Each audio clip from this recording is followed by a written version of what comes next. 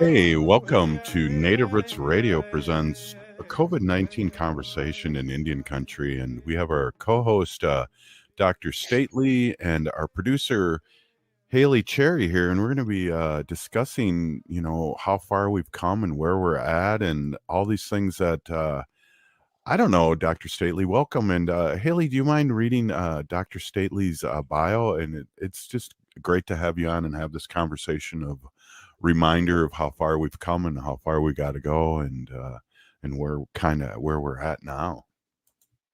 Yes, we're here with Dr. Anthony Stately, Ojibwe in Oneida. He is the Executive Officer and President of Native American Community Clinic, or NAC.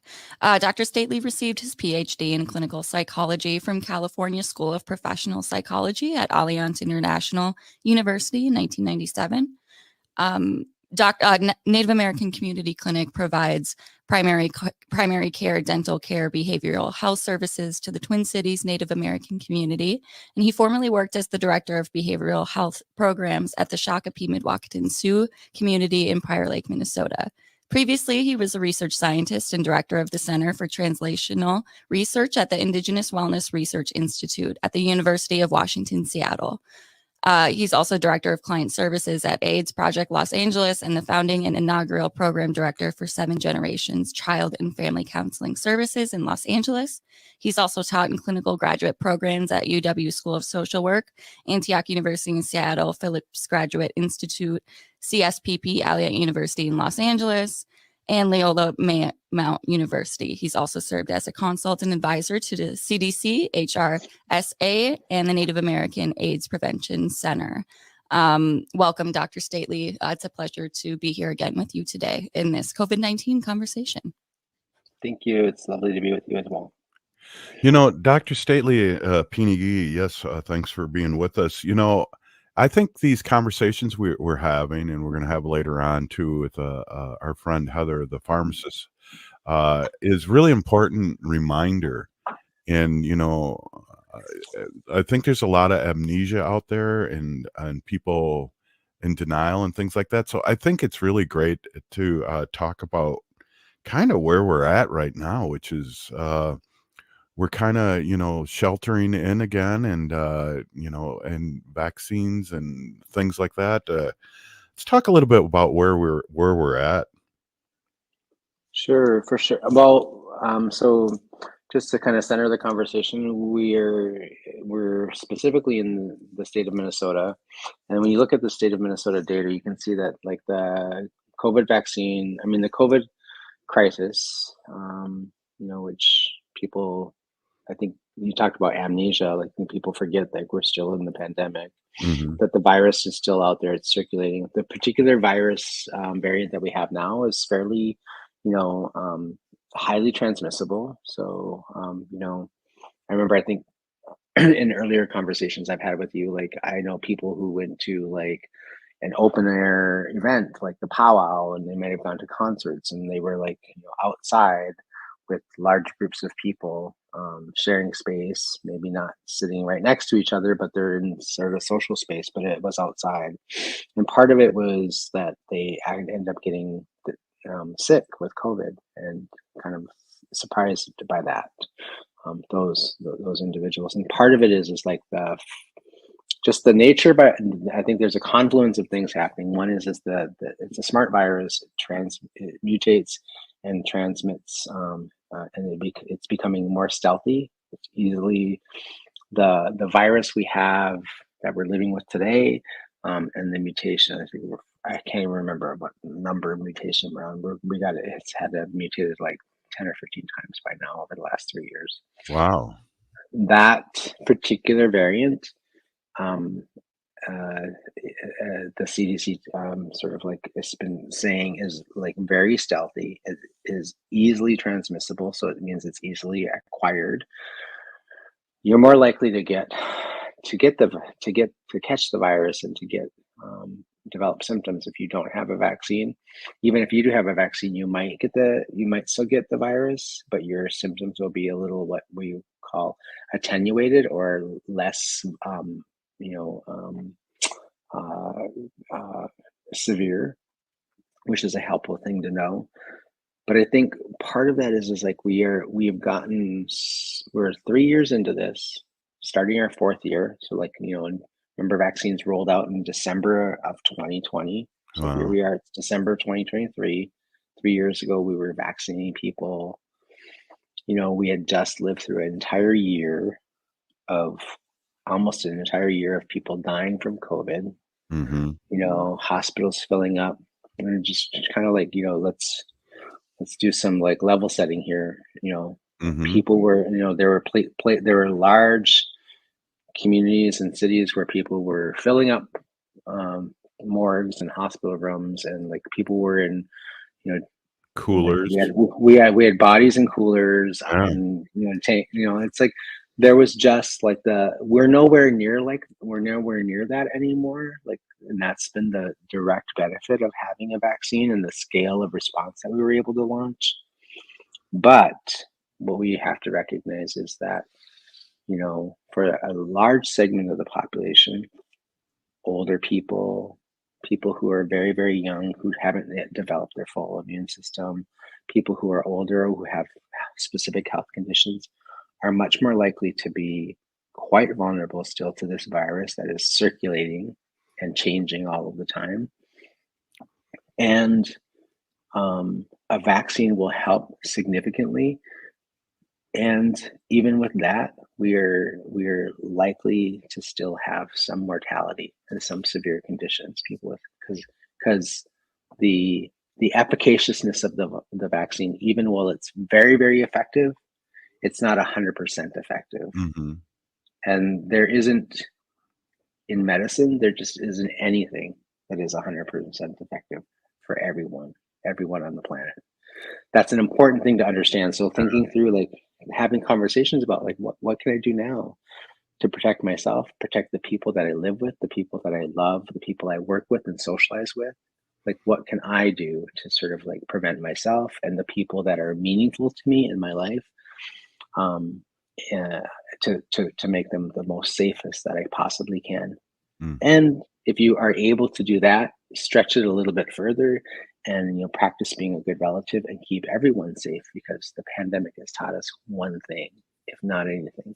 It's taught us that our well-being is connected to each other as human beings. We are relatives on this planet. Taking care of each other is the one thing we were given instructions to do it by Creator when we're sent here. Yeah. Well, one of the things, maybe we'll wait until we talk to the pharmacist, but I was curious, do people think that if they got the first, shots or first couple shots a few years ago, that they're good right now? And then really, where is that? Do these vaccines wear off, or is it just specific variants that we're dealing with when we get another vaccine? I think it's a couple things. One is that both of those things are probably operative. So, like, there's a reason you get a flu shot every year, or Mm, if should you like be I get a flu shot every single year. me too. I get a pneumonia shot vaccine, I think every 2 years, 2 or 3 years, I can't remember the schedule. Anyway, my primary doctor will tell me like, hey, you're ready for your your updated um, uh, pneumonia shot, and those kinds of things. I get like my tetanus shot every 8 years because I don't want to get tetanus. That's a pretty horrible thing to get if you don't. Right. It just takes one, rusty nail to really change your day. Um, Yeah. right. And so I think like that's the nature of it. Like, our immune systems aren't like, we're not one, I was going to say, we're not computers. There's a lot of sort of like similarities to like the way that computers are structured and the way that our bodies are structured, but we're not like, once you introduce something in there, it stays in there forever and you're always going to have it. Some things are true. Like an example, I I acquired HIV in 1991. I'll have that virus for the rest of my life, but I'm managing it really well. I Mhm. haven't had any long-term effects lately. I've been managing with medication for a really long time. I'm what's called undetectable, meaning they can't really see any significant demonstrable trace of virus in my blood. Mhm. When I go in, my T cells are great, meaning my immune system is functioning fairly well. Um, it was interesting to me, like as an example, I did get sick recently, I think like the beginning of October. Mhm. And I had had a doctor visit like the day before I got sick. I got my COVID vaccine and my flu vaccine on that day. It was a Thursday. Friday morning, I woke up. I was really not feeling well, kind of feeling off a little bit. Hmm. Left work and got home, and by noon, I was like laying in bed, and I slept for about 12 hours. Tested negative that day for COVID, and the next day I was positive for COVID, and that was the worst day. But Mm. part of that, when I went back to talk to my doctor, because they called me and they were like, "Hey, your test results are saying this and this, and like, and your T cells were fairly highly elevated that day, and if you have a few other elevations that day." And one way of explaining that was like what they were seeing probably in my serological or my blood work on Thursday, the day before I got sick, is the fact that I had acquired the virus and I was mounting my response, right? So there's a lot of Yeah. biological activity on in my blood in that day. So we are designed as human beings to like, respond with we have really healthy immune systems and we have all things are, working fine. Our immune system has this experience where we're exposed to something, it launches a response. So even before you actually know you're sick, even Mhm. before you start to feel something, your body is starting to sort of respond. Like on Thursday, I was fine, but my blood work showed like Wow. something's going on. These levels were kind of rising in a couple of different places. Crazy. Well, and then too, I think kind of an example too of my experience. You were stopping by to drop something off. I had just gone to a meeting and then went out for breakfast and was kind of feeling like Grandma Nissen would say a little punk. And you came by and basically uh, asked Wendy and I if I had taken a COVID test, and we were both like unbelievably dumbfounded because we talk a lot about this on our radio show, and I do say unbelievably, and we looked at each other and it's like, oh, we got some tests here. Let's take a test. And I'm like totally in denial because I've not gotten COVID in these 4 years, and I've been out in the community per se, pretty much, especially after getting vaccinated. And I showed up, I had COVID. And then I had to text Mr. Dr. Stately and say, I have COVID. And he said, I told you. And also that whole process, and Dr. Stately too, I was in a little denial because like a couple hours later, so let's take the test again. Really. But that was a thing that I personally haven't had a cold in probably 10, 15 years. And I worked with Mm. students, so I thought I was invincible, I guess. And I think Wendy did too, because I haven't had a cold in many, many, many years. And that's what it felt like, is a cold was coming on. And then the next day was the roughest day. I didn't really get out of bed. And then I took that drug that you recommended, and I bounced back to 90% the next day. So I had, because of my vaccine and because of other things, um, I had a really short COVID kind of a thing happening, and then we can talk a little bit more what happened after I stopped taking that drug that really brought me to 90% and felt better. And I was still working. I didn't go anywhere because you're supposed to stay in, what, 5 days and then mask for 5 days, Yep. those things. And Wendy was on it. She had the calendar out and how we counted, because we those days blend in, and I'm glad she did, Mhm. because you have to keep track of that stuff because you don't want to give it to anybody. Yeah, no, you did all the right things for sure. Really, a medical provider, I think, in your specific condition, it did. But I think generally speaking, I think what you're talking about here is like sort of like, we're 4 years into this, starting Mhm. our fourth year. We've had a lot of times to sort of live with it. We've become a little acclimated to it. maybe if like, you've gone several months, years, not actually had COVID, you're like, by the way, congratulations on being a Novid for 4 years. That's pretty remarkable. I don't know a lot of people that had that. Yeah. And I think that part of it is like, we just got a little bit, you know, acclimated to it. We got a Yeah. little bit sort of like, comfortable. We let our guard down a little bit. And the Mhm. nature of that specific condition is that it's very stealthy. It's always kind of like mutating, and it's kind of around the corner, right? Lurking in places. So I don't want to make people fearful, but I would do this, say that I would like tell people like start paying attention to it, like pay a Mhm. little bit closer attention to it. We are, I know it's hard to believe because it's really warm out. It's like 40. It was, well, yesterday it was 44 degrees out on Right. December 16th, which is really odd. But Mm. it's colder now, so we're not outside as much. We're indoors. We're having, it is when, the winter holidays are happening. People are doing, they're exchanging gifts, they're spending time Right.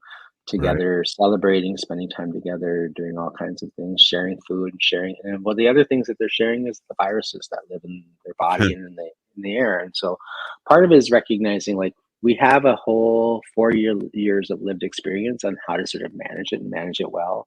We just got a little bit relaxed. We got a little Mhm. bit, it's, not amnesia, but like the back of our mind, because we have other priorities we prioritize now. So part of it is just sort of like pivoting and refocusing and saying, oh, we have to remember that this thing is still here, and then mobilize some of the things that we've done over the last 3 or 4 years and we've learned to do.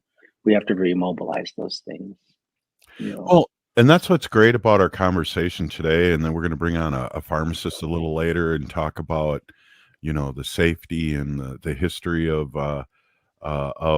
these vaccines and, debunk a few things for sure that might still be around, but I just have to use my own personal thing, Dr. Stately, and that's like we talk about it. We have a national radio show where we talk about it, and that was not in my jam until you came over and jokingly or not jokingly said, "Have you taken a COVID test?" Yeah, no, I wasn't joking on that day.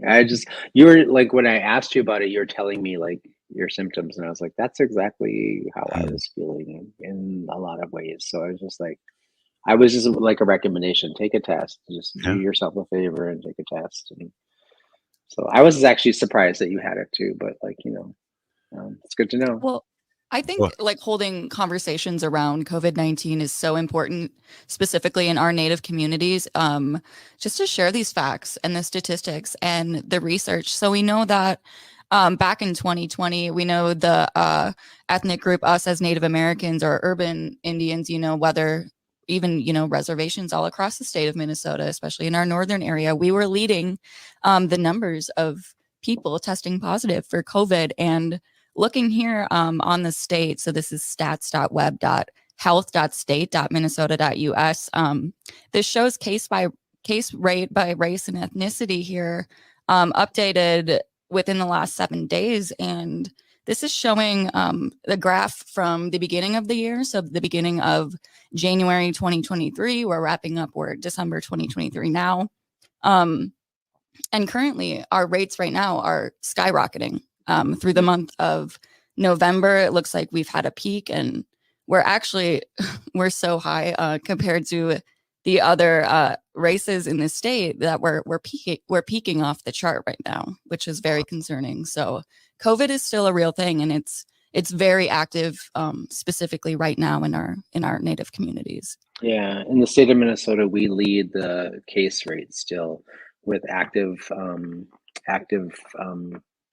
COVID infections, hospitalizations, and sadly, we also lead the cases and the number of deaths.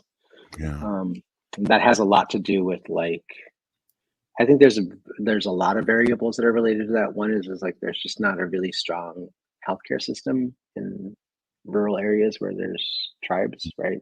Mhm. Um, there's also, we have a couple of other things like, people might have not gotten their regular healthcare over the last 2 or 3 years because they've been focused on other things. Right. They've been trying to like, you know, keep their houses and keep their homes. They've been trying to find ways to feed their families. People have lost jobs, specifically in poorer communities, which impact the Black and Indigenous communities more greatly. And so these are real things, and then that impacts like whether or not you're going to go and get healthcare, whether or not you're going to pay attention to things like, we all have a hierarchy of sort of like the things that we think are the most important versus the less important. And so if like COVID has been absent from your mind for a while because we're exhausted by it, we're exhausted from the experience, we've gotten a little bit relaxed because we had vaccines, we've had a few other things. So we think, it doesn't help like you have leadership around the world saying like the pandemic is over. That's not helpful. Right. And so there's a number of things that probably are contributing to that. And, you had some people probably, 100,000 people lost Medicaid after the emergency order was suspended, and people had to get redetermined and re-enrolled in Medicaid in some states. Yeah, definitely. And we were at a event together, and again, it's great that we're talking about this, Haley and Dr. Stately. It ended up being like a COVID spreader, and I was in shock. We were at the 50th floor of the IDS building, and in kind of a cramped up area with a lot of people, and I'm just running around hugging people and shaking hands and not really thinking about it. And then we see on Facebook a lot of our relatives came down with COVID at that night, and it was like, again, that was kind of a wake up call, but not enough for me to have it in the forefront. So really, Haley and Dr. Stately, this is like really important that we're talking about this again. And especially if you are going into public groups with a lot of people, it's so important to test for COVID. So some tips for doing specifically some COVID-19 self at-home tests. Follow the manufacturer instructions. You want to get an accurate result, the most accurate result that you can get.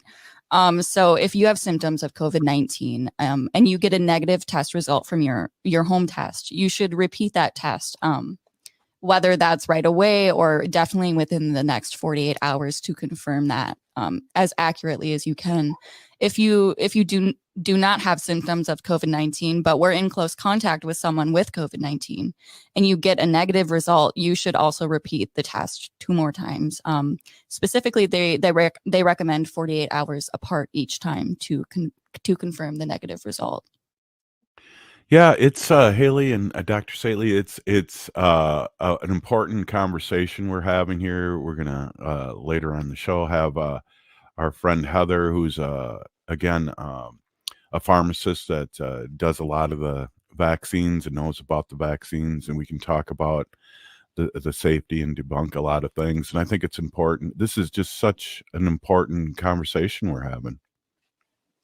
Yeah, absolutely. I would say that it is probably, really critical at this point in time for us to be encouraging people in our community to do as much as they possibly can to have their relatives vaccinated. If they haven't had a vaccine since 2022, like, maybe people felt like, oh, I already had those vaccine series. It's like the newer vaccine now, the one that just was sort of like released over the last few months, has has been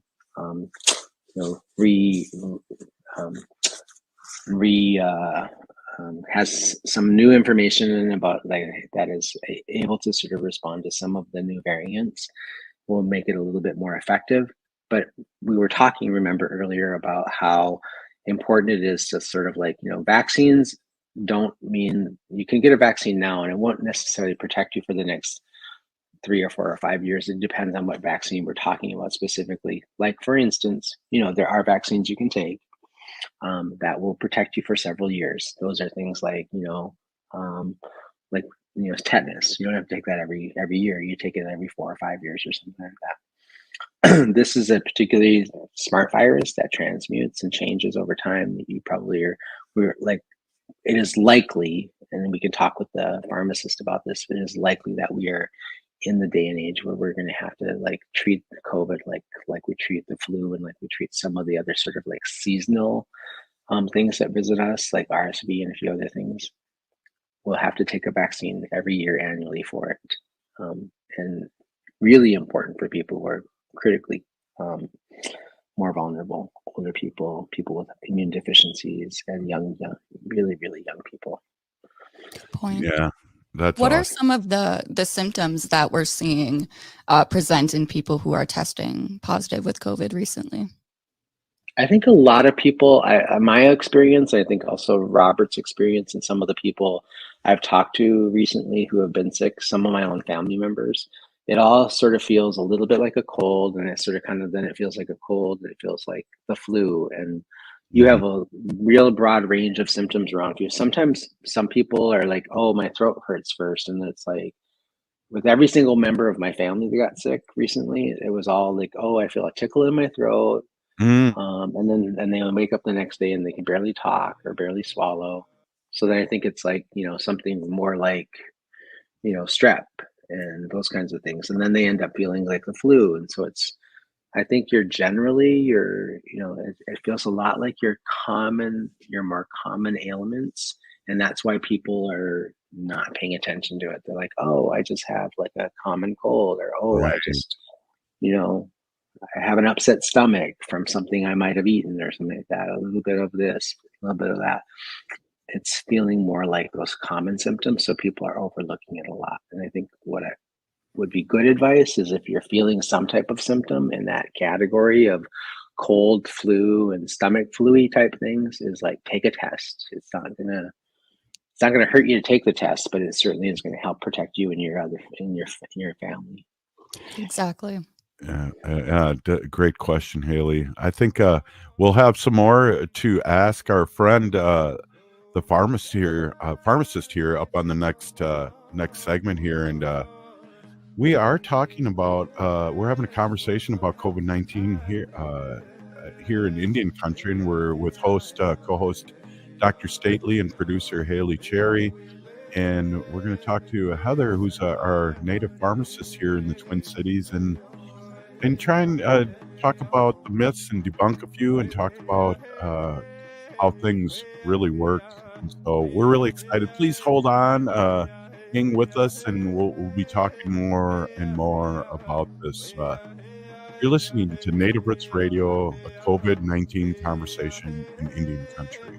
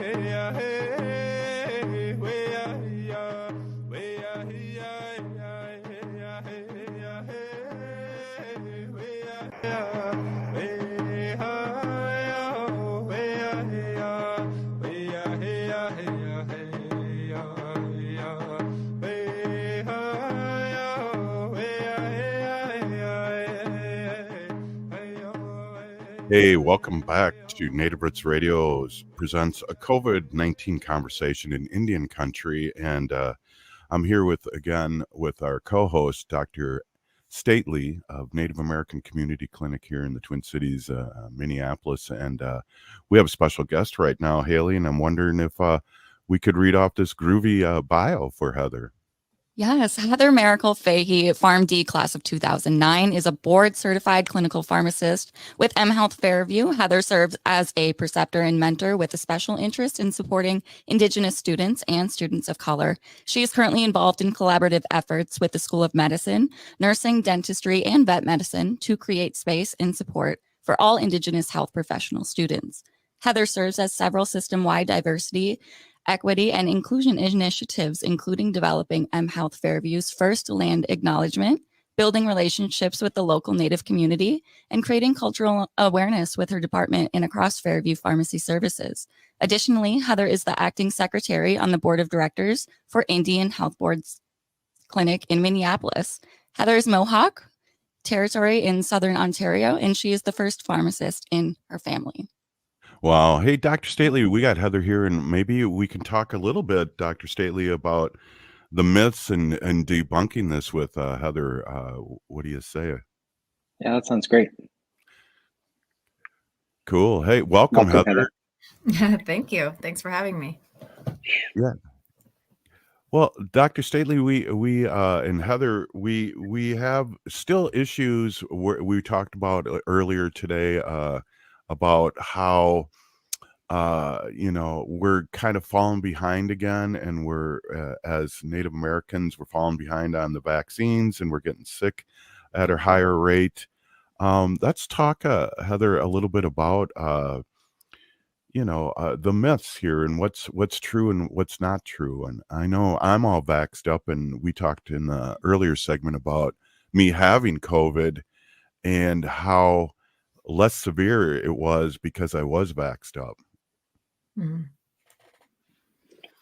Yeah, I mean, I think like with most vaccines, it's something that we're recommending. I also am vaccinated. My family's all vaccinated. And like we see with other vaccines, yes, you can still get COVID if you've had the vaccines, but the ultimate goal is we want to keep people from getting really severe COVID, being in the hospital, or if possible, reducing the risk of death from COVID.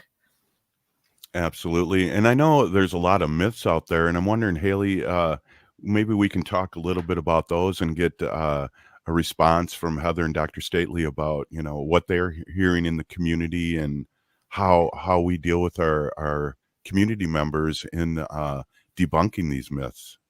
Absolutely. So this is something that we were looking at Mayo Clinic. We know a lot of people, especially in Native communities, may have, when it comes to trusting certain medical professionals, especially people that aren't within our communities itself, we have a hard time trusting, maybe some facts or some misinformation. But this is coming straight from the Mayo Clinic. So here's what the science says about COVID-19 vaccine myths. COVID-19 vaccines don't cause you to become sick with COVID-19. The COVID-19 vaccines authorized for us in the United States don't contain the live virus that causes COVID-19. Some people may have side effects from the vaccine, such as a fever or muscle pain, but these symptoms usually go away in a few days. Did either of you experience those when you had your first round of vaccines? Yeah, I mean, I had some muscle pain. My arm hurt, but that's very, very typical with any type of vaccine. And it's more probably related to just having been jabbed in the arm than anything else. Right. And there's also a common myth with vaccinations and fertility. So coming from the Mayo Clinic, again, there is currently no evidence that any COVID-19 vaccine causes fertility problems. COVID-19 vaccination is recommended for people who are trying to become pregnant or might become pregnant in the future. That's a big one, Dr. Stately. I know, and especially in the first round. Yeah, I think that was a big concern for many people, and especially early on, like we didn't have any real like scientific evidence yet about whether or not that was going to be a challenge. I want to kind of remind everybody that remind everybody of the process by which we were able to get the vaccine. We were able to sort of develop. Science. So scientists were able to develop the vaccine fairly rapidly. I mean, that's a Herculean effort. They did it within, I think, 10 months. This was also a global-wide pandemic. It was impacted practically every single nation on the planet. And so the scale at which we moved to develop that vaccine was fairly rapid. And I know that concerned people. It also is important to note that the basis by which they built the vaccine had been built on science that had been in process for 20, 30 years. So it wasn't like we came up with the vaccine in 9 months. There had been a foundation of science built on mRNA and other sort of biological metrics that were used to build the framework for doing the vaccine. So it was a pretty safe vaccine, I think, from the very start. But what we didn't have time to do is these very robust clinical trials that we test the vaccine in human subjects with every single condition. There just wasn't the time to do that. So some of that had to be done sort of boots on the ground. There was studies that were done over the last couple of years that have looked at women who were pregnant, who or who were not yet pregnant, but who were of childbirthing years. And I don't think there's any scientific evidence that has emerged that has demonstrated that the vaccine has prevented people from being able to give birth or get pregnant. There's just no science, solid science in that area. Yeah, it's great to remember, Heather, what Dr. Stately said there is that they had been working on this is part of a different vaccine, and that's why it came up so quick. You know, where we're coming from, where we're at, and where we are now, it's easily forgotten about things that we went through like that. Mm-hmm. Yeah. And I mean, I think we have to remember too. So I agree with everything that Dr. Stately said. You know, this technology was not new as of, you know, March 2020. It's just that with such a dire need for vaccine, it really propelled the growth of that area. And the other thing is, you know, whether it's a vaccine or a new medication, you know, we don't do studies in pregnant women for ethical reasons. And so of course, to begin with, there's not going to be that information. But it kind of in those observational, like we can look back now and say, okay, we had pregnant women who received the vaccine. We have women of childbearing age who've had the vaccine, and observationally, we're seeing that there is, you know, no link to any fertility issues. Well, that's really good to know. For a lot of people, there's a lot of people in our community. Also, so I know another concern with the vaccines was what was in the vaccines. And here's one. So microchips. So COVID-19 vaccines won't track your location or movements. COVID-19 vaccines were developed to help the body develop immunity to the virus that causes COVID-19. Also, COVID-19 vaccines don't contain preservatives, antibiotics, metals, or absorbed fetal tissues or cells.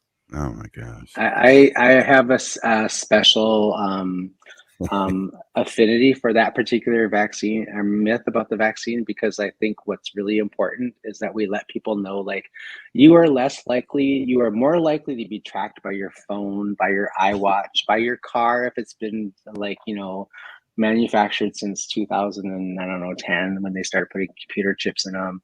You're more likely to be tracked by your neighbor, your dog, a few other things that are going to track you, and not necessarily the vaccine. So it's kind of it's comical. I think it has to do with, like, you know, I think sometimes these are common things, and I know people are really concerned about them, but it's like, you know, I say this with all love and respect for my cousin Roxanne, who was like an anti-vaxxer. Like, I worked on her for like a year to get her to get the vaccine, and she would not do it. There were lots of reasons why she had concerns about doing it. She was living with HIV. She had long-term other chronic health issues. She was very scared of getting sick, or having some other type of reaction that maybe would make her get very, very ill or die. And I think that oops, we lost Dr. Stately there. Heather, your feelings on that too? It's comical, but it's for real. People do think these things, and how do we debunk them with a straight face? I think that's a difficult question. As far as keeping a straight face, like, Yeah. I just don't even know like how that would be possible. I mean, these are intramuscular, like tiny bits of fluid. So I'm not even like, I don't even know how scientifically you would get a microchip through that teeny tiny intramuscular needle. That's a good point. It is. I mean, I would like to think like how, like what would the size of that microchip have to be, and whose little tiny fingers would put that thing together? Right. I can barely I mean, barely see the computer screen, and that's really small. yeah. The thing that sometimes I have like I mean I'm related to many of the people that we talk about, like in these kinds of contexts. I have some relatives in this area, and so they say things like, oh, I'm so frustrated having conversations with them sometimes, but I try to be calm and I try to be reasonable and supportive, and good thing I'm trained as a psychologist because I can be like compassionate in that way. And then I say things to them like, listen, I want you to understand some really basic things. There are things that are much more likely to like take control of your life, track you, steal your identity, create a carbon copy of you. Like, I mean, like, why are you not afraid of AI? You use ChatGPT all of the time. Like, you're giving that thing your thoughts and your ideas. And, I hope you're not putting ceremonies and or, your recipe for fire bread in there because, like, everybody's going to have it. Exactly. So I just try to help people to, calibrate their their fears and direct them in like the most appropriate way. And then I also talk about, I think it's more important to talk about or to pay attention to the things, the conditions. There are some real conditions that like make you a little bit more vulnerable when you take the vaccine. I don't think the vaccine is directly responsible for anybody's mortality and death. Like there's just no hard science from my perspective and that I've seen published anywhere that would suggest that the vaccine actually caused somebody to die. Yeah. So, which is, I think, Heather, is most people's fear. Most people are afraid of that, I would imagine. So. and Heather, what have you come across too? Because it's hard, again, to keep a straight face, but these people are serious, and how do we talk them off the cliff or out of the window or off the wall? Yeah, I mean, I think the thing is, it's new, quote unquote. And so there's always going to be some fear with that. And also I guess, as a pharmacist, I kind of think about it like anything that you're putting in your body is going to have the risk of some type of side effect. So whether it's a vaccine, whether it's a medication, whether it's food, right? Like not all foods agree with all people. And so, yes, there's always going to be risk of some side effects, and there's always going to be some people who are, more prone to the side effects for any number of reasons. And so, yeah, like that's a legitimate fear.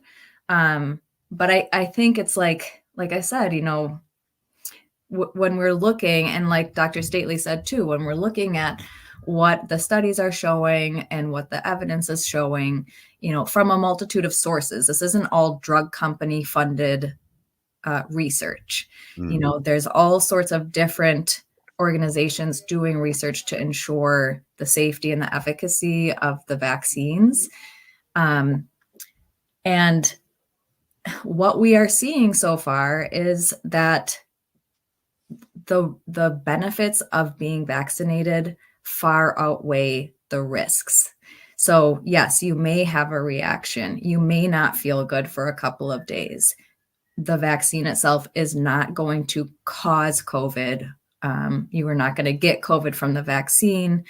And by and large, people who receive the vaccine are protected, are staying out of the hospital, And most likely when we do see, right, people die for all sorts of reasons, and there isn't a direct correlation or a direct link to death from taking the vaccine. Geez, I think you guys, Dr. Stately and Heather, I think I remember hearing that whole thing about getting the flu shot too was like, oh, it gives you the flu. I don't know where that started. Mhm. Yeah, I mean, you don't, again, right? Like, you don't feel good necessarily after you get it. And I've definitely had the experience too, particularly after getting the live vaccine, the nasal spray, of like having muscle aches and just really feeling crummy for a day or two. Well, it's usually a day, like one day. But that is actually, your body, you're introducing, Hmm. a little bit of the virus, not enough where it's going to cause the virus itself, but it's just you're introducing into your body so that your body is familiar with it. And so that's literally your body is starting to work because it's recognizing this kind of foreign virus, and it's working to begin your immune response. And I guess I think about it too, like you always kind of hear about, or you've seen like in movies, like somebody's immune to poison because they acclimated their body to it, right? They took just tiny little bits of it, so then their body got used to it. It's the same idea, right? You're introducing it so it's not completely a new thing to your body, so that when you actually come in contact with the actual virus, your body already knows what to do. It's like, oh, I've seen this before. I'm ready for it. I know how to fight it. Well, really good analogy. And Dr. Stately, I'm a kind of a delicate flower. So when I had my shots, because I had 2 shots at once, I wasn't sure it was just like I'm old and tired. That's kind of the effect I had. And then Wow. I was I was reminded that no, it's probably the vaccine. Well, I mean, that's a reasonable thing for you to be concerned about because you are on the older side. You are Yeah. 61 or 2. But I think, but I think the other thing I was going to say really quickly was like, please don't take small micro doses of poison just to test this theory at home. Well, that's a disclaimer. We should get that These are things, disclaimer up right away. yeah, these are things like you see in the movies, and none of the stuff you see in movies is actually real. So just like, but I was gonna say, also I think part of it is like just recognize. So some of that is like a lot of people in sort of kind of the general population don't understand how vaccines work. So having Heather explain that was a really important thing. It's like you're priming your immune system to sort of like recognize something and build like a workforce, like a little army that's going to attack it fully when it kind of comes into your system in more in a more sort of like demonstrable way, I suppose. So part of that is like, it's like getting the forces ready to it's like just like it's more like Star Wars. Remember how they like got ready to sort of fight the Death Star, that kind of same thing. So they mobilized forces for that. I have Your a immune system question. works the same way, so that's a really important thing. And the response that you're feeling, because people have different sort of like, I think it's important to amplify this specific sort of thing that Heather was talking about, is like not like even within your family, you share DNA and you share some other things, including the COVID virus if you're living in the same household. But I think the things that are important is like you all have your own sort of like biological thing going on inside your body, and there's a lot of things that contribute to whether or not you're going to be more vulnerable to a foreign agent that comes into your body than your mom or your dad or your nieces and your nephews or your children or your husband, your wife. Those are just things that you can't, we're not all carbon copies of each other and come with the same set of, resources biologically. So part of that is just recognizing that. And so somebody else is going to have a different reaction, just a little tiny bit of a different reaction. That doesn't mean that it's not working for you or their thing is caused by that vaccine and you're just fine, like, right? There's no evidence of that. Some of it is just understanding, like, we all have, our bodies work the same generally in terms of like creating a biological and immune response. The structure of the capacity is different. What actually ends up happening in some situations is that that changes based on any kind of other conditions that you might have. If you have immunocompromised challenges, like you have HIV, you are under cancer treatment, you have rheumatoid arthritis, things that really challenge your immune system to be able to create that workforce that responds to a foreign agent, you will have a different response to the vaccine than other people who don't have those conditions.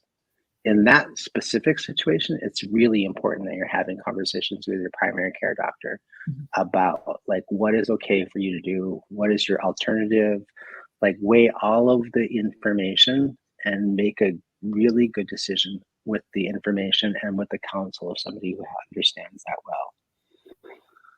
And you will be in good space, I think, if you do that. Sorry. Go ahead, Haley. Yeah, so we're talking about, just the effects of the vaccines here. So what is it that the body is recognizing that's foreign if the vaccines that are authorized in the United States don't contain the live virus?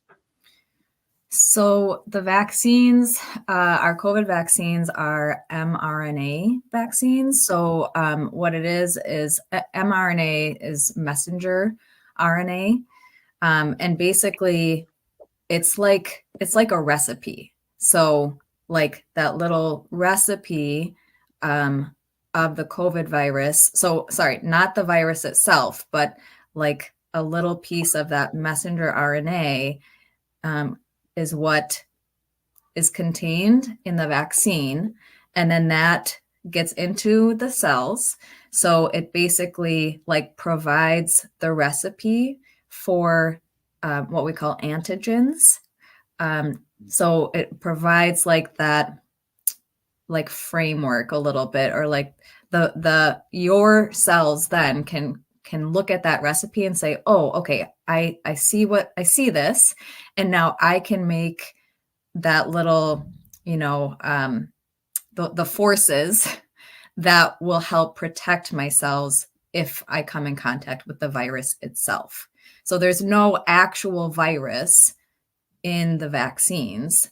It's just basically like, here's a little clip, or here's a recipe to follow in order to get your body ready if you come in contact. Okay.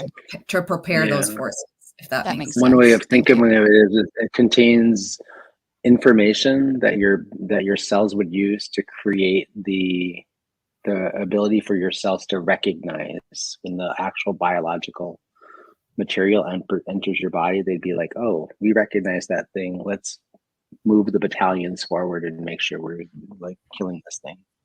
It's basically like our RNA and DNA are like information systems within your body that transmit helpful information, helps you to sort of regulate your system, and like would be a really good idea to have a biologist on this. Yeah. Yeah. Oh my God, We'll get one on the next biology. Some other COVID-19 treatment myths here that I want to mention quickly. So antibiotics. I know, Dega, I'm not sure if what you took was an antibiotic when you had your bit of COVID here the first time, but antibiotics kill bacteria, not viruses. However, people hospitalized due to COVID-19 might be given antibiotics because they also have developed a bacterial infection. Wow. Well, Dr. Stately, we talked about in the first segment. That's good. That's good.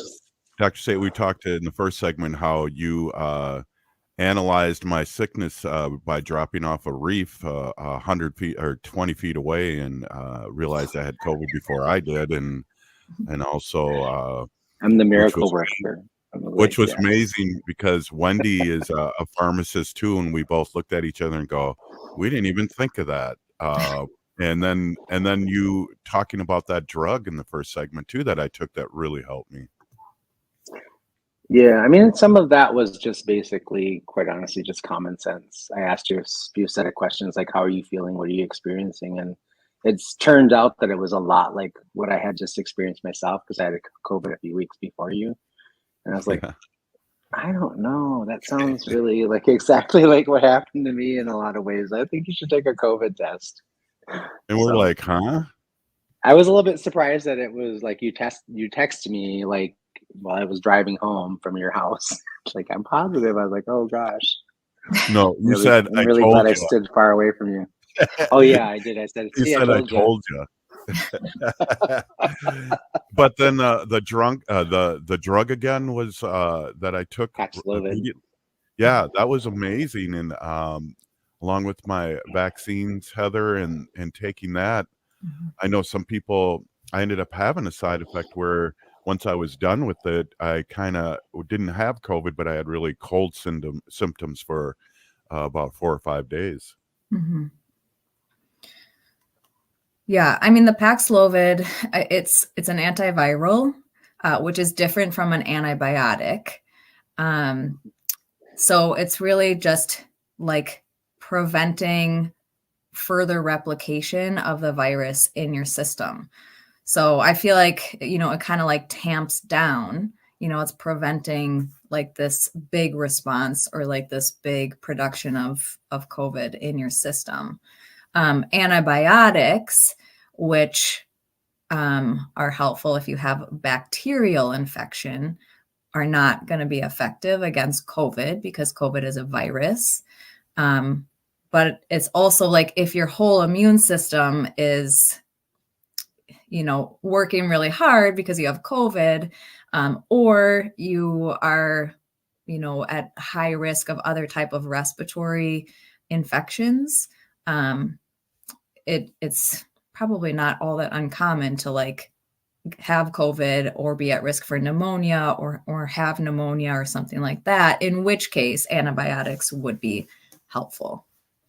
And I really like this conversation. And Heather, you might not know this, but Dr. Stately had COVID before the vaccines were out and was hospitalized. And we kind of joke around a little bit. We don't take this lightly that we do have vaccines now and things to really help us where we didn't, right, Dr. Stately? It was like Yeah, yeah. touch And and actually, go. while I was in the hospital, I was treated for both COVID, and then I also had pneumonia. And I've been living with HIV for about 38 years, so I kind of like I was I'm in that little bit more of a vulnerable like bracket of individuals.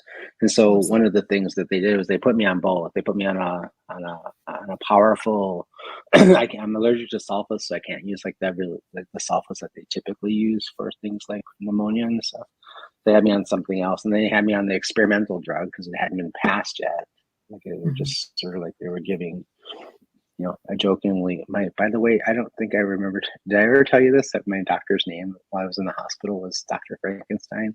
No. It was, he pronounced it differently, but with Frankenstein or something like that. I was like, are you related to that other guy? Yeah, Frankenstein. Yeah. And I was like, are you related to that other guy? And he's like, and at least I had a good sense Yeah. of humor about the whole thing. I was like, You mean that if I Mel get out of Brooks here, movie? That Mel Brooks movie you're talking about? yeah, that one.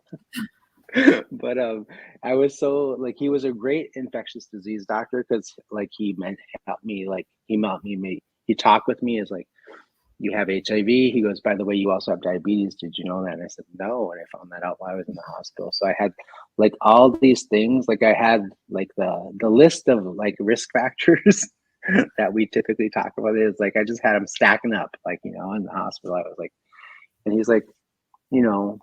And I did say to him, like, am I going to get out of here? He goes, we're working hard to get you out of here. And I said, yeah, just don't let me leave with those little green things on the top of my head.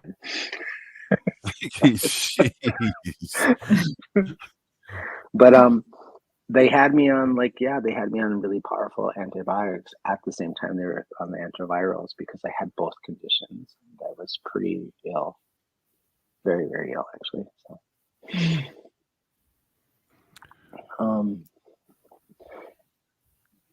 Yeah, so I think those concerns that our people in our community have are very real, and I don't mean to make light of them, but it's like some of them are just completely manufactured out of the dark, right?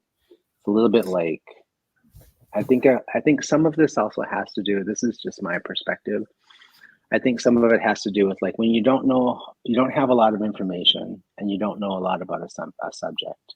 Like when there's a lack of knowledge or understanding or awareness, there's a big, huge chasm that can be filled with like all kinds of like just, backyard conversations about, pseudoscience and stuff that make people anxious and scared. The best thing we can do is doing what we're doing today, which is just giving information. I think people can make great decisions about their health and their well-being and their safety when you're giving them really good, solid information about that has been tested and over the course of several clinical trials and those kinds of things. Just give people information, they can make good decisions. Yeah, and right, Yeah. like I think it's not necessarily that like these concerns are coming out of the dark. No. There's a lot of trust issues when it's like, oh, the government is telling me to do this. Well, I don't know many Native people who trust the government. Yeah. But right, it is having those conversations and getting reliable information. A Google search is probably not the most reliable information that you're going to get. But having like a trust or others. Yeah. Oh, right. Yeah. Facebook. Oh. Because everybody, you can share whatever you want. So, but yeah, having like trusted resources, reliable resources, and just getting like good information from people who do care about you and that you trust is important. Yeah, I agree. Yeah, well, that's why it's so important that we're talking to you. We're talking to two doctors, really. You're a doctor in farm medicine, and Heather and Dr. Stately is just, again, he recognized that I had COVID from 10 feet away. It was. I'll never forget that. It was because, again, Wendy and I looked at each other and didn't even think of it, because this was the first time that I had COVID, and I'd been out. We talked about, George Floyd, when the first day of the protest of George Floyd's murder, there was no vaccine and there was 10,000 people there, and I had a cloth mask, and we find out later on that cloth masks aren't very good. I mean, I had a cool native design on it. I looked rugged, but other than that, I was lucky to get out of there without having COVID, because people, I think the big thing was a mask and being 6 feet away from people. Yeah, and I was in some of those protests too, and like after that, and there's no way to be 6 feet away from anybody in some of those conditions. So I think in those conditions, we were really lucky that we maybe not get it, but I think we have so many other things now.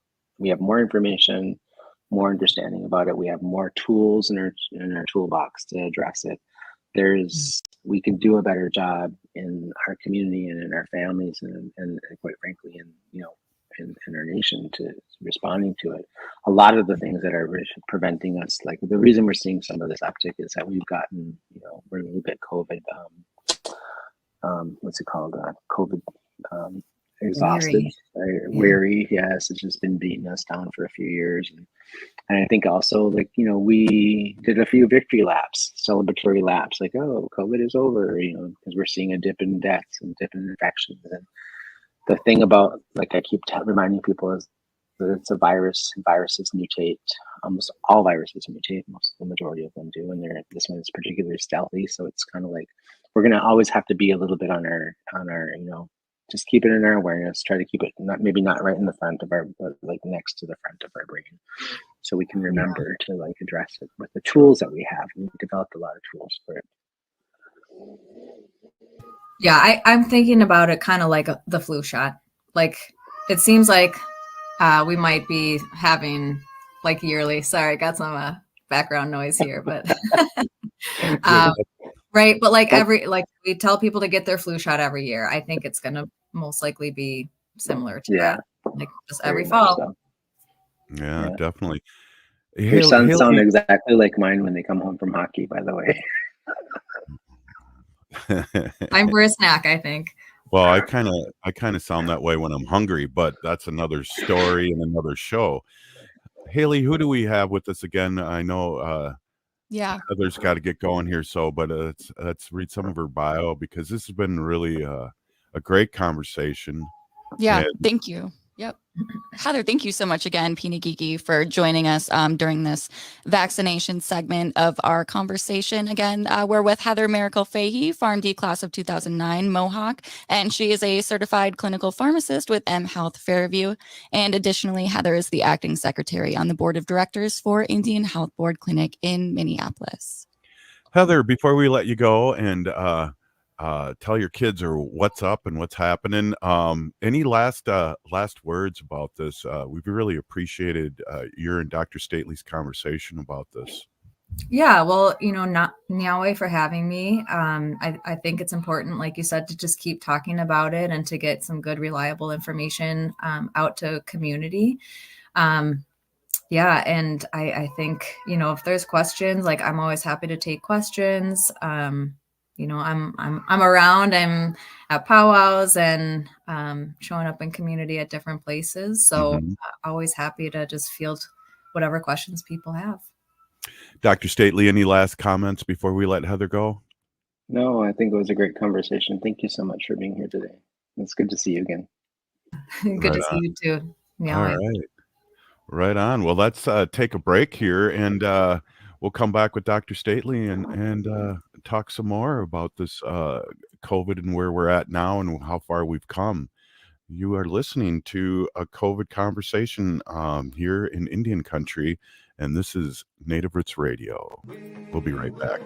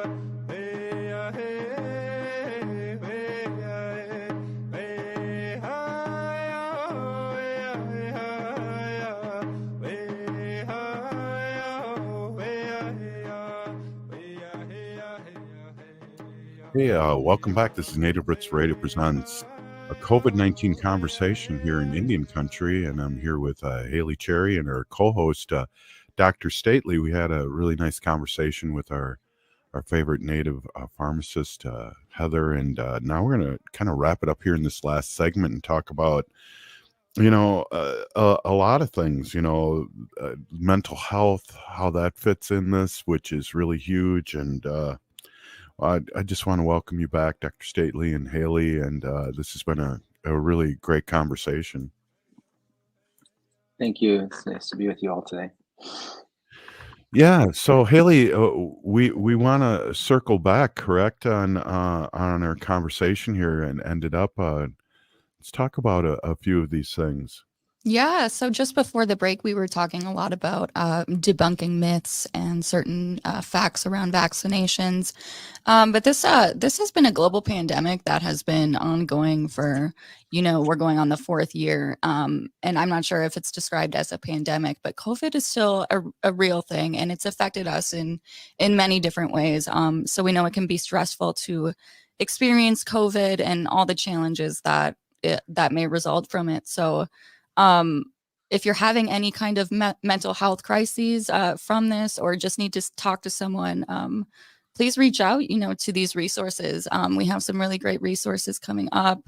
Always, if it's an immediate medical experience, please call 911. But for free confidential support, you can always call or text 988 to reach the National Suicide and Crisis Lifeline.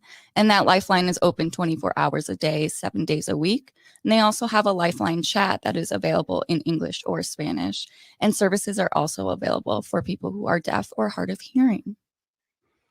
Yeah, really good points. And I think one of the things that I'd really like to talk to you specifically about, Dr. Stately, is like, how this really fits in mental health and mental stability.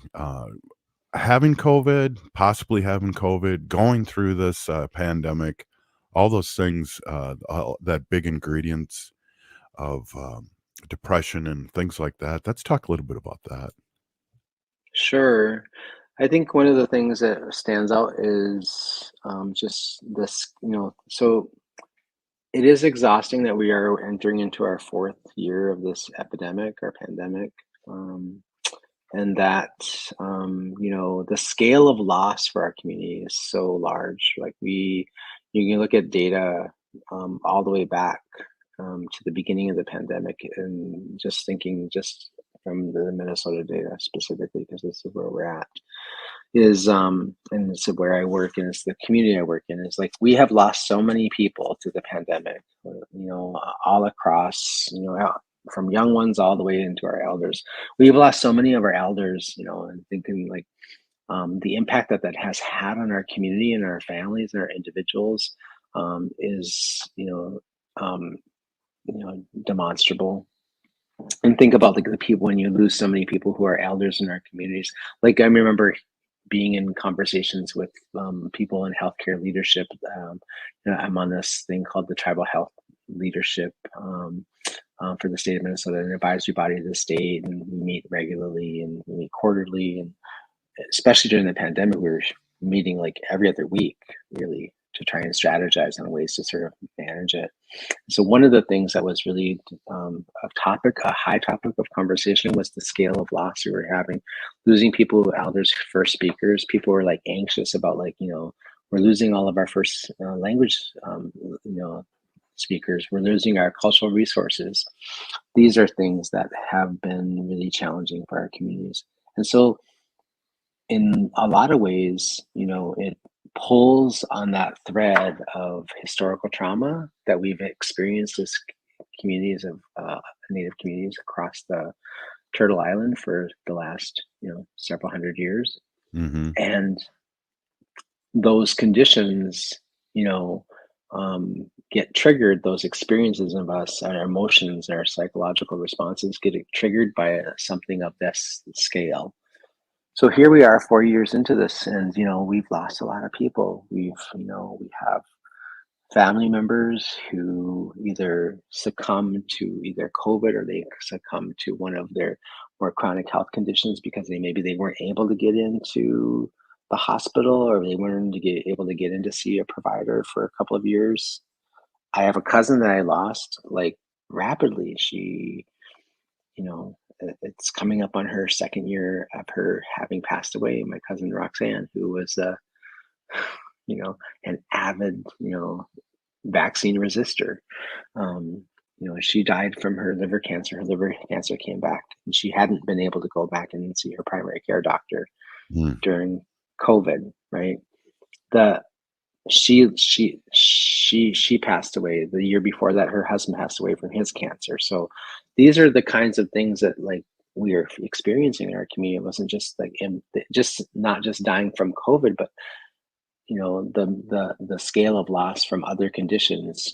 We've seen a significant rise in other conditions in our communities, like Wow.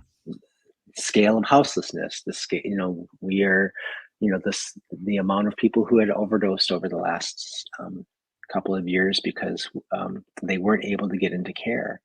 So those things are also present, and that is a heavy weight for anybody in tribal communities to carry around, just the idea of like, gosh, my relative isn't here.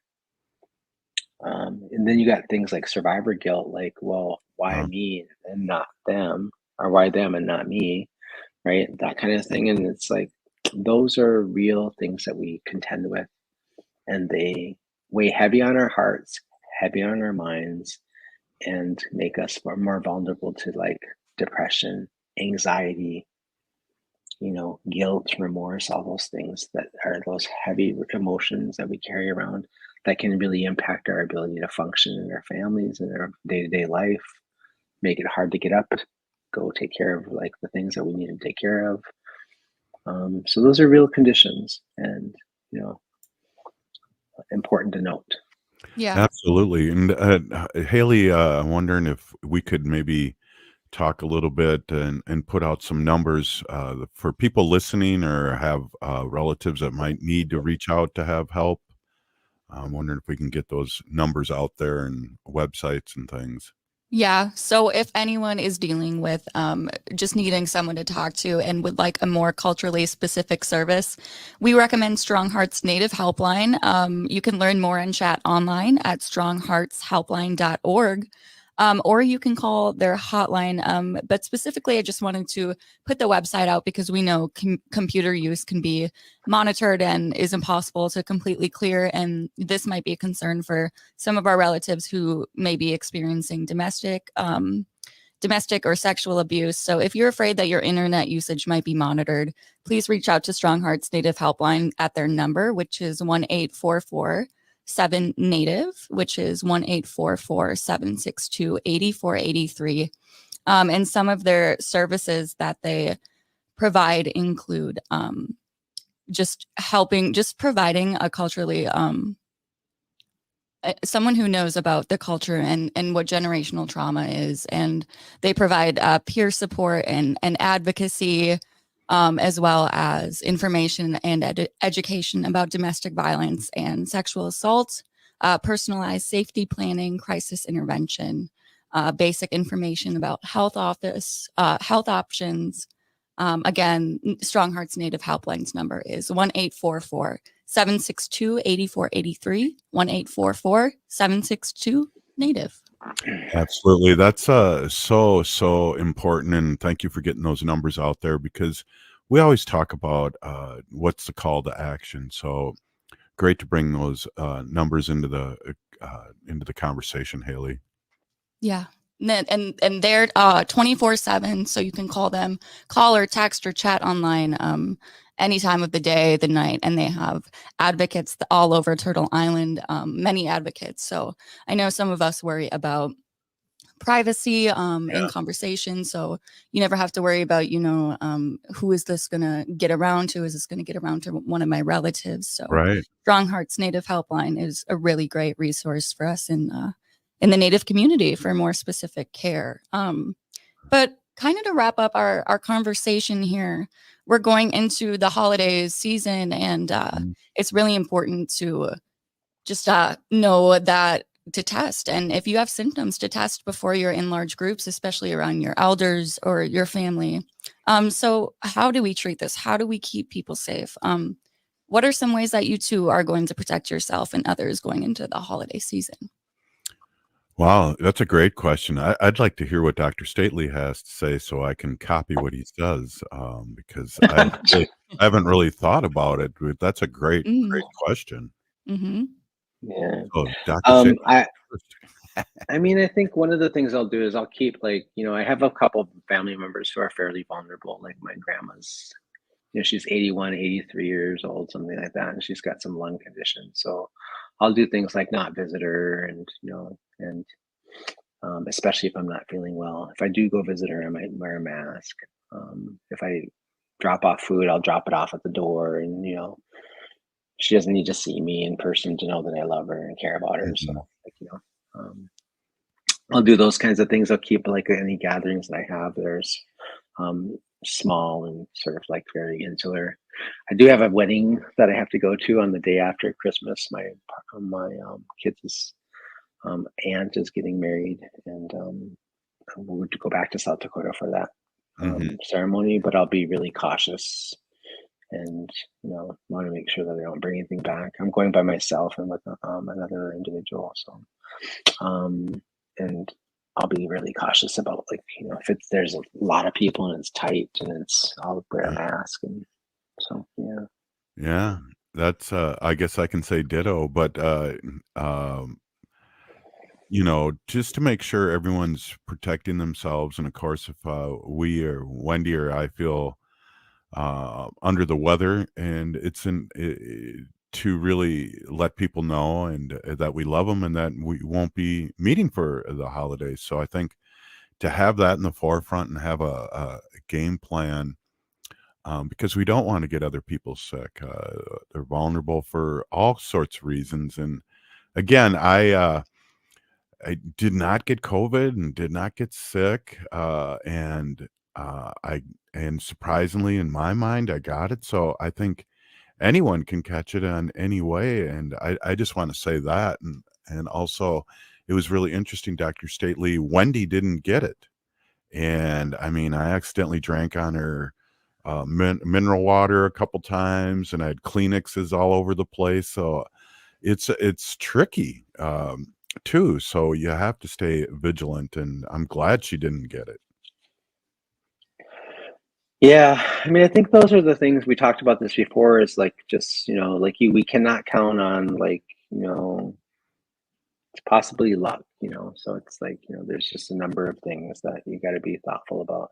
You just don't know. So I think exercising caution and good decision making and erring on the side of being more cautious than not is a good thing, especially if you're like sharing space with people who are older, who Mhm. are immunocompromised, who are very young, who can't get the vaccine, or who can't there are other things also that are going on. So I just think the other thing is to make sure that people understand that it's like we have COVID, we also have like a flu outbreak, we also have RSV. All Mm, of these things, actually, by the way, we have vaccines for now. Just so mhm. also to amplify that, you can get a flu shot. You can also get a RSV vaccine for people who are very vulnerable, and that's really important because those are all lung conditions. If you get all three of them at the same time, that's going to be a challenge for you. So, Yeah. just doing things like you can, it does not take a lot of work, and it might not look really cool to Right. wear a mask on your face anymore. It's like, but But I see it is. in the community. I see people wearing masks. I was at a play last night. Also, one thing, Mhm. Dr. Stately, I want to bring up here in the last waning minutes of this great conversation we've had today is, you know, I had sanitizer everywhere when COVID first came out. And that's one thing that I could do better in the holidays and just every day is sanitize my hands, make sure places are clean that people come Mhm, to and mhm. surfaces. Yeah, there's just really simple things you can do to mitigate and lower the risk that you're going to transmit or acquire the virus. So that's really important, is that we remember those things and we reactivate those things. And Yeah.